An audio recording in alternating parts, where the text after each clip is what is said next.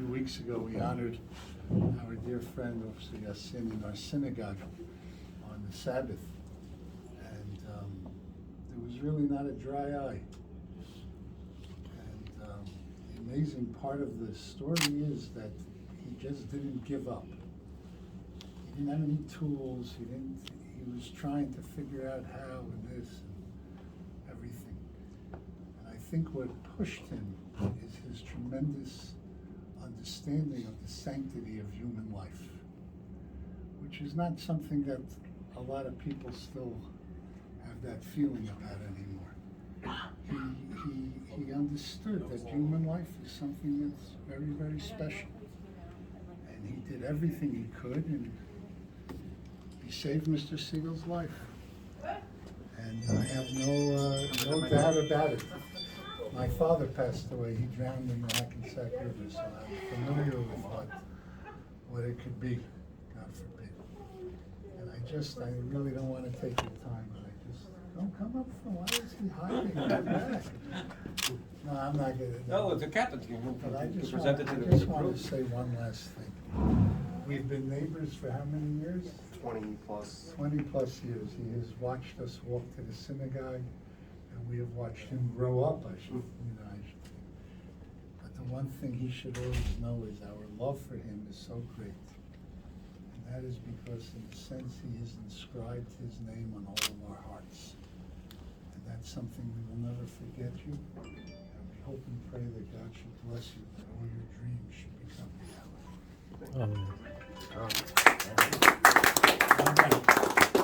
I know in most cars you can get out of the car via the trunk.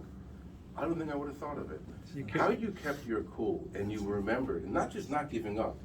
You got, in Hebrew the word is geschikt, which means I just have knowing at the moment what to do at the right time, which is a gift from God.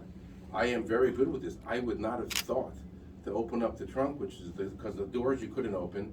I don't know how you had the frame of mind just at that moment to think of it. I mean, you did save his life, but just the idea that you know what you're doing, none of the officers here would have any idea you can get out through the trunk. That, to the best of my knowledge, I couldn't get out of my trunk because I looked for a handle, I couldn't find the handle. And being the treasurer of the shul, I'm definitely paid up. I'm just speechless. I really appreciate everybody here. Thank you so much for honoring me. Again, I did it as one of my family members would have been stuck in the car. Nothing out of the ordinary. I never thought that my actions that day would have led me here. And this is just, I'm very humbled by this. Thank you. There's a word in Hebrew called Kiddush Hashem, which means to sanctify the name of God. It's not a Jewish idea. Every human being, we just began Genesis. In synagogue, we just had Simchat Torah. So we began, and it says that every human being was created in the image of God. So every time you reach out, especially across the aisle to somebody else you don't know, a stranger, a different religion, and you save them, you are sanctifying God. Because all of us have an image of God in them. We were made in God's image. Not what you did, what you sanctified God's name. You reached out to another human being, which is a remarkable thing. There's another principle of our Torah of always recognizing. You forgive me. So, let's put our heads together. You cannot recognize you at the highest level that you deserve. We're going to keep trying. Thank you. Like I said, Segal would like you know, to. it was like an honor because I had the pleasure of meeting this young fine officer a week or two ago where we chit-chatted for a few minutes, and he told me about this wonderful story after I spoke to you on the phone, and a night of such chaos for all of us on Staten Island, where I'm getting reports that we're losing our police cars are sinking, cops are jumping out of the windows themselves on duty.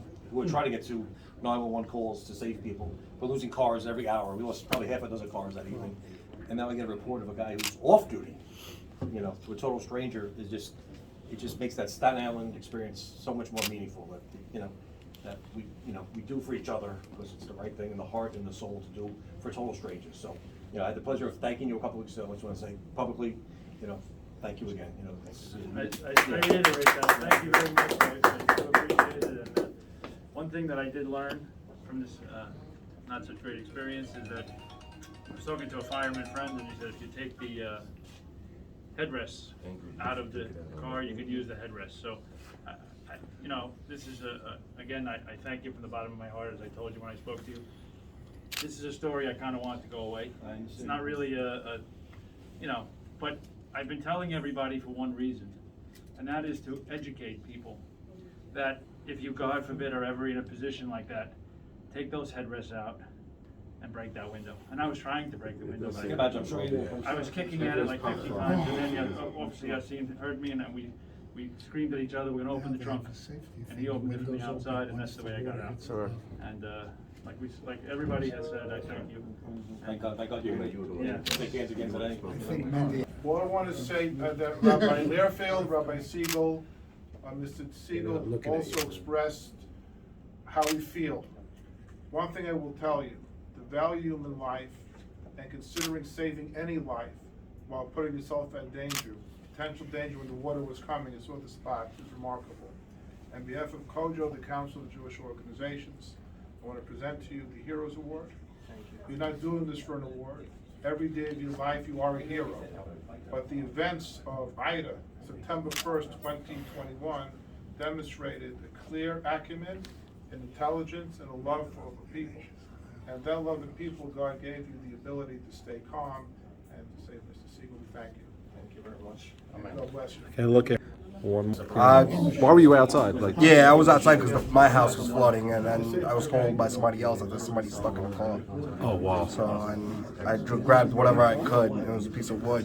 Tried to break a window over it, and finally got it out. And that didn't work at first, right? Sorry? The wood did not work, right? No, so what, no. So what did you do after that? We just tried all the doors. The thing that left passing the doors. The trunk opened. Wow, so you got out of the I trunk. could Wow. not, I didn't think I could open from the inside. I didn't see a handle. I I think was you looking. once started in It's there. unbelievable. I don't think the SUVs have. Afterwards, 30 officers met. So it was like, even when he was out, it was like a couple of minutes later, the water was probably even higher, right? So it's not Yeah, I like, think okay, he's out and everything's okay. It was like literally minutes, Like right? in my shoulder, At that right? point, it was up to my shoulder, but a couple of minutes later, I think the whole car was on the wall. Oh, I feel honored. Very honored. Not the girls.